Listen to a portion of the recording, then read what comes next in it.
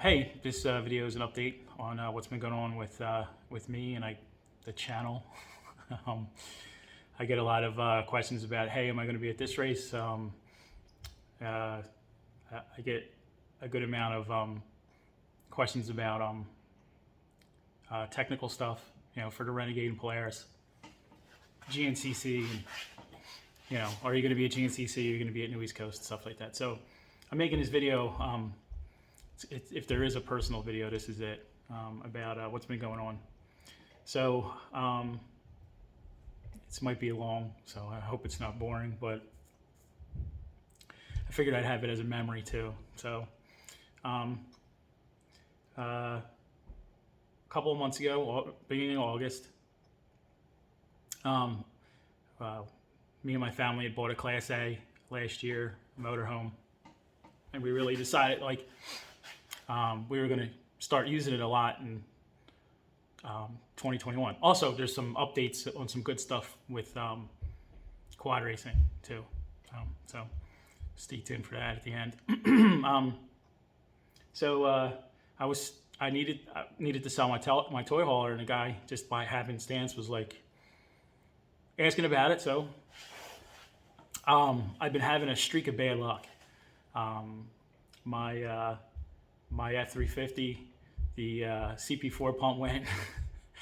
So I got stranded coming back from, I think it was the Hoosier, from Indiana. And thank God the truck broke down around Virginia. And I was able to get it fixed. And shout out to Geico. They covered it under comprehensive, but it still cost me some money. And there were some things that the truck needed. I upgraded the fuel tank to 70-gallon fuel tank, which is nice because with the way inflation's going and the way the fuel prices are, I can fill up at one of my cheap diesel places, and then I have diesel almost from one coast to the other. Anyway, so been having a bad streak of luck. My dad was sick, and when I was trying to sell a toy hauler to the guy, I got the toy hauler at this mom and pop dealership in the middle of Pennsylvania, and there was a small, credit union who financed the trailer, but with the small credit union comes small credit union problems, right? So I said to the guy, Mike, by the way, I said to Mike, I'll bring the trailer to you because of what a pain in the ass I've been with my dad being sick, and then the financing company, the credit union, giving me a hard time, right? So, I've been racing, I've been working. I'd been out to Chicago a couple of times. I had to drive because of all the COVID stuff. And I've just been burning a candle at both ends.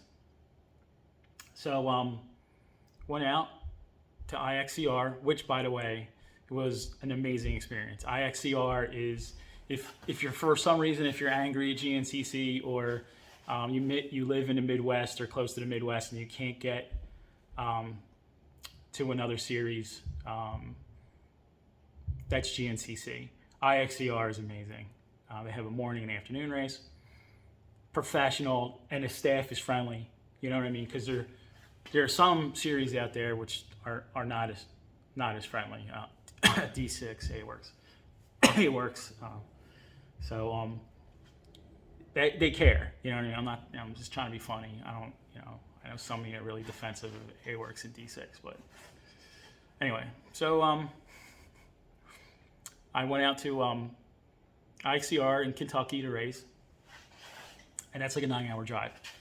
Went out there, drove out there, dropped the toy hauler off, raced the next morning, and I didn't really want to push myself because I was there by myself. I had to be back home the next day, and I did pretty good. I mean, this year's been, as far as my racing's concerned, my ability level, because I certainly don't have any natural talent. My ability level's been pretty good, increasing this year. And I'm getting off topic a little bit, but I remember at Penton earlier this year, I smashed the shit out of everyone else except one guy in my class, And I didn't feel very good about it when I got my second place. So I was like, I'm going B class next year. B class. So, and I was in second place in C class with GNCC, which is, to me, that's like a win. You know what I mean? So, not taking anything away from Colin Markowski or anything like that, but I can't catch that kid. So to me, it's a win. It's a win. So I was feeling pretty good about it. I was like all ready to go to B class and stuff like that. And I'd start to line things up for next year. In fact, I bought another quad. I have two Renegades now, all that kind of shit.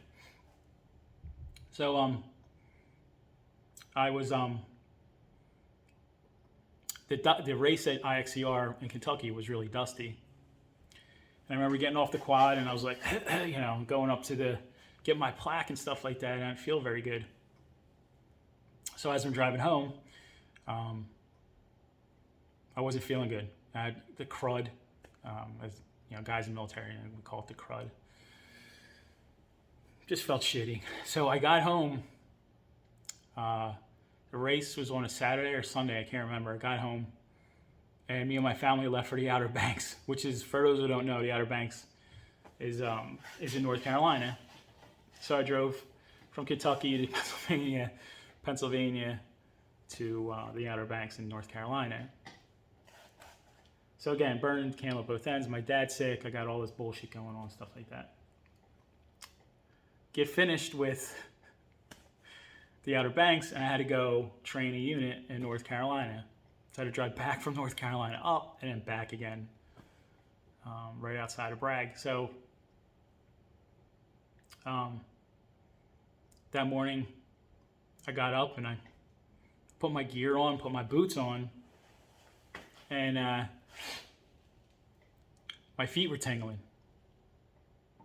So no big deal. I went down to North Carolina, drove back, and got home, picked up my daughter, and I was tired. I was exhausted. So when I got home with her, we were watching Addams Family or something, and I fell asleep because my daughter's like an Ambien to me. Any dad who like lays next to their kid can tell you that you'll get your best sleep if you cuddle up with a kid, in a not weird way, So we're watching TV, and I wake up and I have tingling from here up, perfectly, like on both hands, which, and the tingling felt like when your leg go to sleep, like if you sit on the toilet for too long, or you lay funny and you wake up and you cut the circulation off to one part of your body. It felt that way on both. So I was talking to Seegers, and he's like, I get that when I get migraines sometimes. So I didn't think anything of it. I had bronchitis from the race and overdoing it on vacation because my kids were sick too. So I'm like, oh fuck, I got the 19, you know what I mean? I got the virus. So put my daughter to bed, fell asleep for a little bit, woke up and my mouth was numb. So my mom was a nurse and I had enough medical training to be dangerous. And I said to myself, well, better take yourself to the emergency room, something's wrong. And I knew something was really wrong when I got in my pickup truck and I went to go to the hospital, and it took me 2 attempts to get into the truck. So at this point, I'm upset, I'm scared. I know there's something wrong. So I start Googling, and I'm hoping I have COVID, right? However, there's this thing called GBS, or at the time I thought it was Guillain Barre syndrome, but it's something called Guillain-Barre syndrome. So, and if you want to pause the video or just skip to eventually what I'm going to tell you is, if you read what it is, it's pretty bad. So, anyway, I go to the hospital, and I'm walking from my truck to the front door, and my legs aren't working right. So I said to triage nurse, I said, either I'm having a heart attack, I'm having a stroke, or I got this Guillain-Barre thing. So, you know how it is when you go to the hospital, the first thing they tell you is like, they blow off all your symptoms. Yes, ladies, if there's any women watching this, it's not just women who don't listen to women. It's not just doctors don't listen to women. No, they don't listen to guys either. Anyway, so finally, as I get progressively worse through the night, they tell me, take a piss test. I go, take my piss test, and again, my legs aren't working right. So finally, a neurologist comes down. Neurologist is like, you have something called Guillain-Barre. So I went into hospital on a Sunday, Saturday night into a Sunday. First day I was fine. Second day, if I went to the bathroom, I needed the little bars, those handicap bars, to get off the toilet. And then the third day I needed a walker. And then the fourth day, I couldn't sit up in bed. And fifth, sixth, and seventh day, by the 10th day, I was paralyzed from the neck down. My right eye stopped moving, so I had double vision, and actually it's kind of going away. My right side of my face drooped down. I was having trouble talking. I could communicate, I could talk, but like this side of my mouth, it was like getting Novocaine. And then I couldn't eat, right? So, and I couldn't keep anything down. So they started me on this stuff called IVIG, which basically tells your immune system. What happens, right? So when you're exhausted, when you have exhaustion, and you have a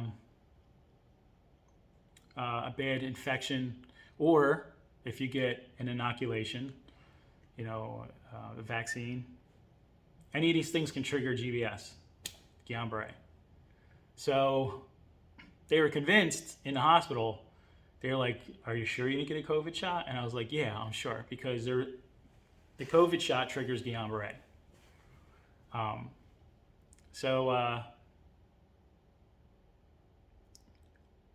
Couldn't eat, couldn't walk, couldn't move my hands, couldn't text. So for anybody who's been wondering where I've been and why I haven't been answering text or technical questions about quads, it's because I've been in the hospital. And I am a miraculous recovery, because the GBS only affected me for a month. Some people, it affects them for a year or more, or they don't recover, or they die, because you can die from it too. So I'm not saying this for anybody to feel sorry for me or anything like that, but that's why I haven't been at races, and that's why I haven't been answering texts and all this other kind of stuff. And then if you also notice, I'm quite a bit skinnier. I'm 52 pounds thinner than I was. So I had to relearn how to walk. My goal was to walk out of the hospital with a cane, and I did that. And that was 2 weeks ago, and now I can walk without a cane. Not great.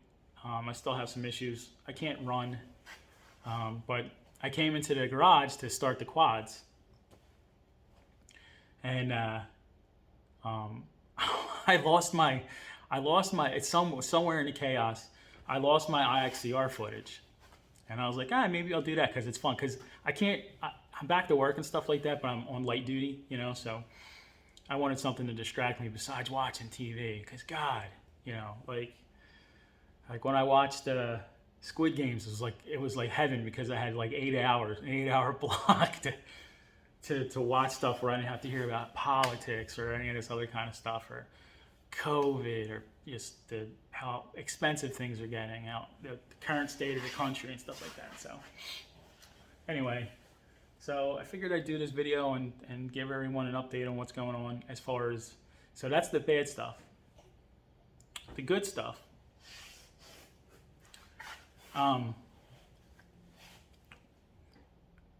There's a company called HB Tuners, and I've been working with this company for a long time. I've been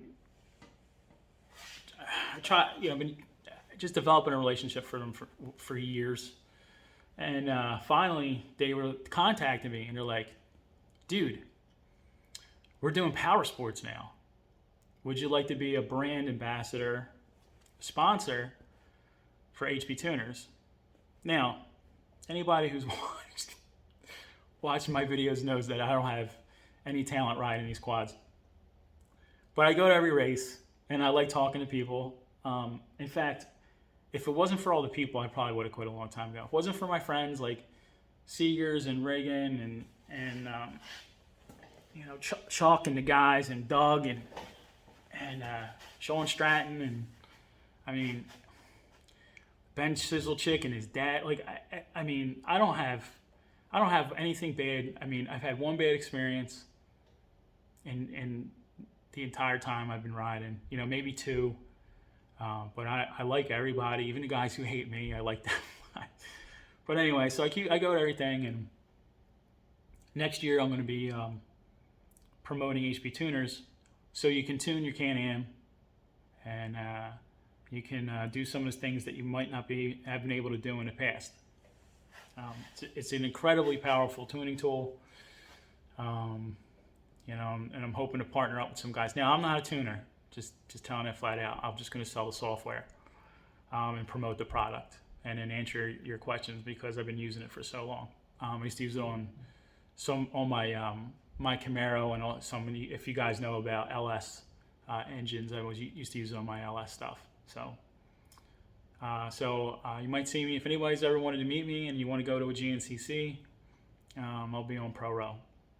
If you see me at GNCC or a local race and I'm limping, or I look emaciated, like I look sick, don't fret. I'm fine. Actually, I'm better than fine. I'm better than most people. I'm very blessed, and for all those people who prayed for me and supported me, don't think it goes unnoticed, because it does. I was in bad shape. I couldn't even press the buttons. I was so paralyzed that I couldn't press the buttons on a remote control inside the hospital. I used to have to get the nurses to change the TV station for me, and you can imagine how annoying that must be for a nurse. And there was no hockey on, right? So, and I don't really like I'm a veteran, and that kneeling stuff doesn't fly with me with football. So the nurses would just put football on for me. I'd be like, ugh, But thankfully this year they've kept that shit to a minimum. I don't have to deal with seeing that stuff. So go ahead and protest all you want. I mean, that's what we fight for. But it doesn't mean I don't have to like it, and I'll have to find a different way. Don't kneel during the night. Wear a shirt. Raise your fist, something like that. And kneeling's not.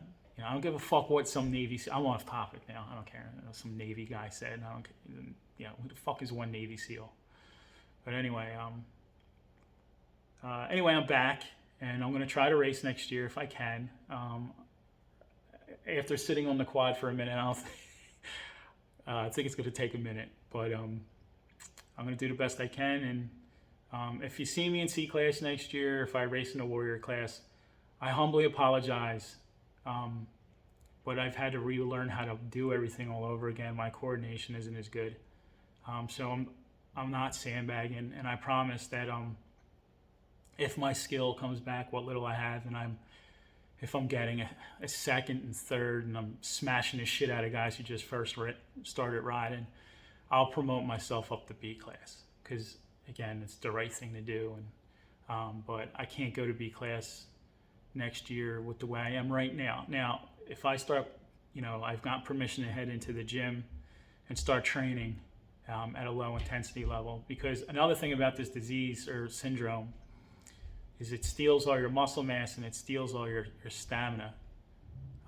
So I don't have a lot in the tank as far as, I don't know if I can go for 2 hours two and a half hours with the way I ride. But if I'm able to make some sort of miraculous recovery, and I start doing well, and I win a race, or even if I get a second, I'll promote myself up to B class because it's the right thing to do. Now, being from Philadelphia, we love our montages. We love our, Rocky montages. So if any of you guys want to see a progress video, and now I'm not stripping down on my skivvies and all that other kind of stuff, so you can see. But if you want to see progress videos, leave a comment in the comment section, and I'll try to facilitate that if you want to see how I'm doing. If not, then you just want quad stuff. Actually, I have quite a bit of quad content coming because I have to build this other Renegade I have, which is stock, completely stock. Anyway, thanks for all the support, and sorry I haven't had the videos out, but unfortunately I was paralyzed in a bed, so I'll start getting some stuff out here within the next couple of months. So, but right now I just want to spend some time with my family and recover. So it takes a little bit day by day. So anyway, thanks for the support. I'll talk to you later. Be careful out there, and congratulations to everybody who had a successful GNCC season, especially you Seegers. Yeah, you killed it in B class, man. You really did, and you've been killing it in A class. So, and everybody else, thank you for, Chris Reagan sent me flowers not flowers, but candy in the hospital and stuff like that. But I'll thank you guys on an individual basis. So, anyway, thanks for the prayers and thanks for the support. I'll talk to you later.